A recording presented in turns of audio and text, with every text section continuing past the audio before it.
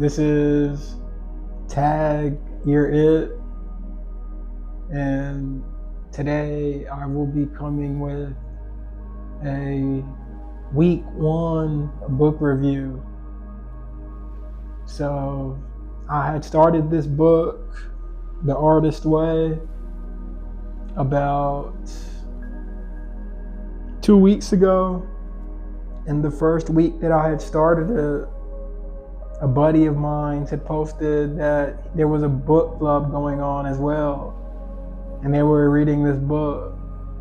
So I decided to join the book club the second week.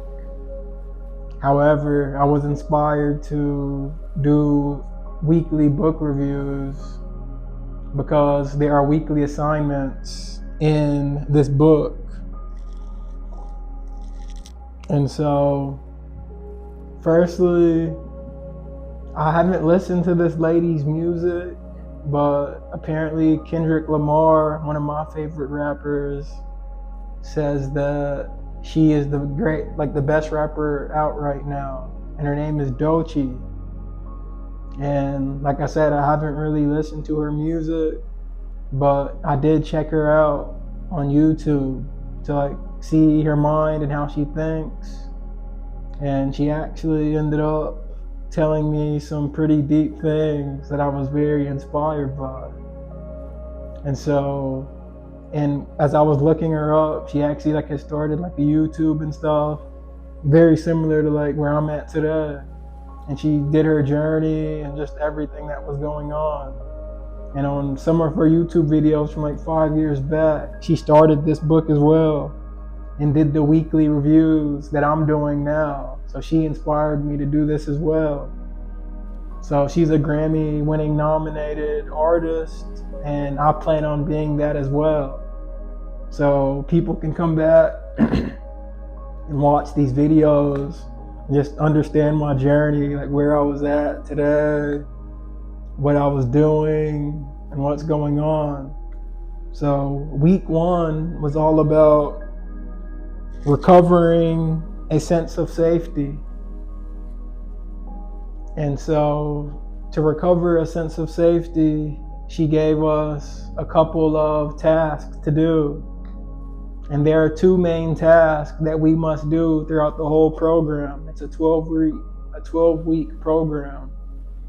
And the 2 tasks that we must do is the morning pages. She says that this is the most important thing, no matter what.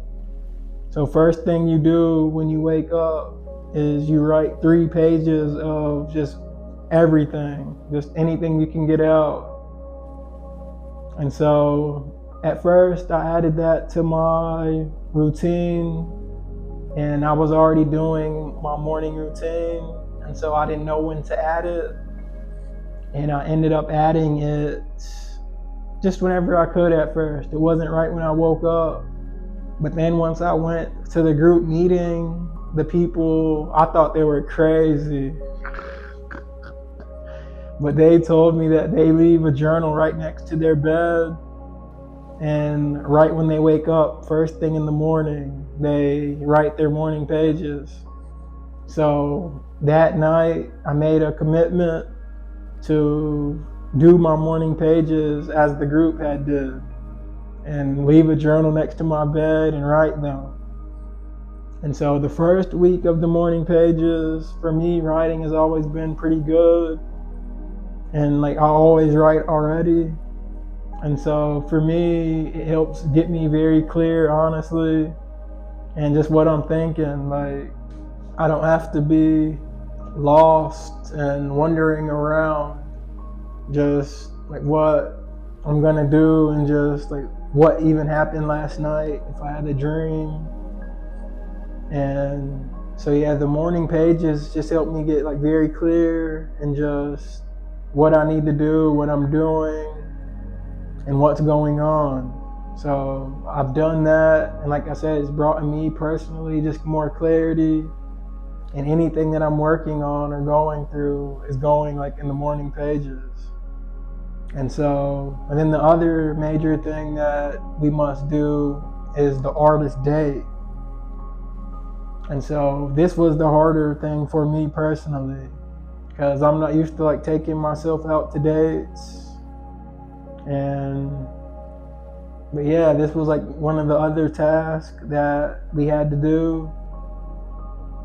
And I chose to take myself out I tried to go to this museum, but they ended up being closed. But they didn't have like a art shop.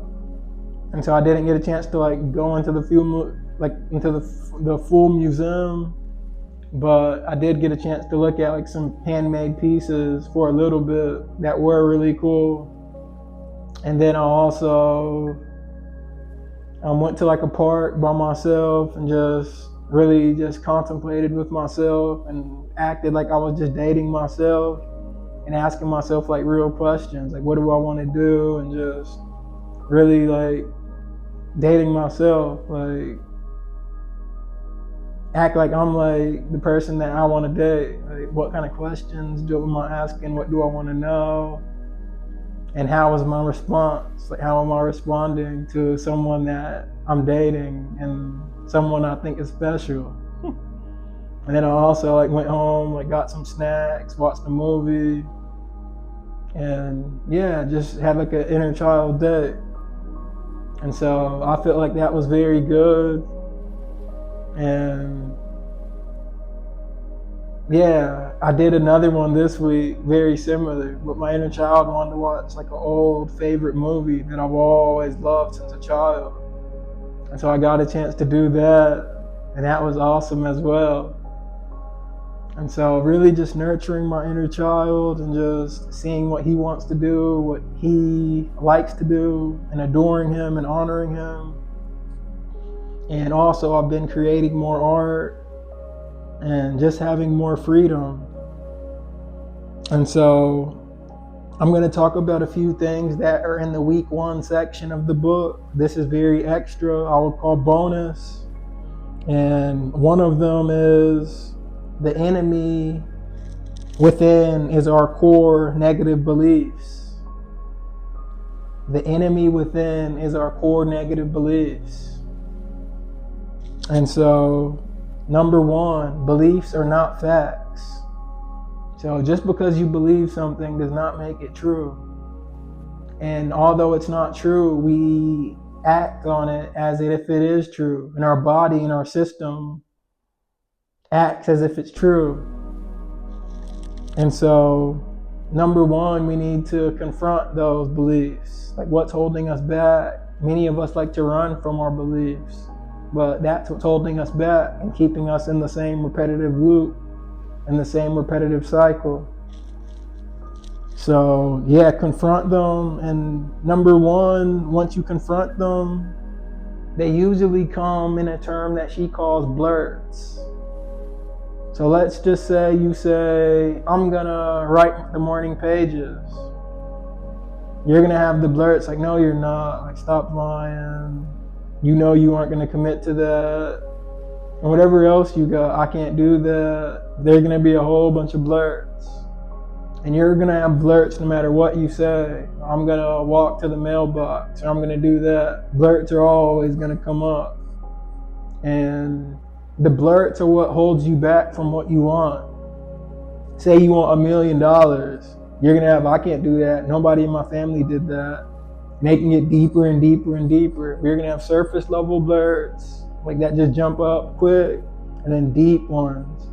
And our job is to confront all of them. And one way to confront them is affirmations. And affirmations are just giving you a sense of hope and safety, like you will and can overcome what you're going through.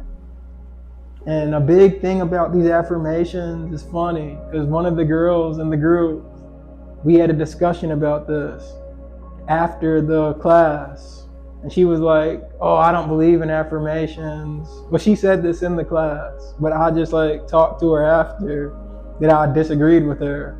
But she was like, oh, I don't believe in affirmations, like they don't work. Or you just can't like stand in the mirror and be like, I'm healthy, I'm healthy, I'm healthy, and like expect change. And I was like, yeah, you're right. She was like, yeah, they just don't work. And many of us just like get caught up in them and like they don't work. So I was like, all right, cool. But let me let her say that. But then after class, I got a chance to speak with her. And I was just like, I definitely disagree with you. And I just let her know why, which is you're affirming all day. Whether you take hold of that and affirm it to yourself consciously, or you just let the belief just go on through, which is an affirmation. And so I just wanted her and you to know, to be aware of your beliefs and your affirmations that you're already doing. Whether you say you're going to do it or not, you already have a belief. And that belief is what's going to either hold you back or propel you forward. And so, yes, you are affirming all day. And I see her point that she was talking about, like that's not all you can do, but that is a great starting point. And you still do affirmations like continually. Like you're gonna always have blurts, and then you just get more effective and you start believing the affirmations. Because it's what you repeat on the daily is what's going to happen. So you've been telling yourself you're fat, out of shape, broke for years, 20 years. And then you start doing affirmations for 20 minutes or a day, and you expect it to happen magically. No, that's not how this works. But once you are able to resonate on that frequency for long enough, then the physical will come into manifest. But it takes repetition and really frequency. You need to be able to hold that frequency that you want. And usually that takes the building of time. And you get better with practice. And so, yes, that's week 1, is finding your blurts, what's holding you back. And we all have this as an artist within, because we are all artists and we are all creative. And so see what's holding you back in anything that you want. Like if you say that you want this, you're going to have a whole bunch of things that come up. And you need to start going into those things that are holding you back so that you can get what you want. Once you find the blurt, go into it. Don't run from it. And yeah, as you start going into these things, you'll start being able to release them. And then you'll start being able to attract the things that you actually want once those things are out your way. And once you find it, you can also, once you let it go, affirm what you actually do want. Let's say I want $1 million. I can't do that. Like I never done that. Nobody did that in my family. Boom, accept it. All right, that's true. Let me release that. Like I accept it. But also once I accept it, let me release it until it has no emotional charge on me, now and forevermore. And then boom, put in what you do want in that mind. I am rich now and forevermore, abundantly. Boom. And just each time that other blurt comes up, it's going to automatically just be getting weaker and weaker and weaker. And you're just going to start building up your affirmation, your strength. So yes, you need to dwindle down both of them and have control. And don't let either one, like being broke or rich, have like a major effect on you. And just be good where you are today. That's what I had to learn. I've come a long way, and I need to accept that and honor that and have grace towards myself. So I want to let you to know that as well. Have grace with yourself. Have compassion. You've come a long way. And celebrate yourself. Enjoy yourself. And you need to date yourself. Like if you want a mate, you need to treat yourself better than your mate. She or he, whatever you prefer, can only treat you as good as you treat yourself.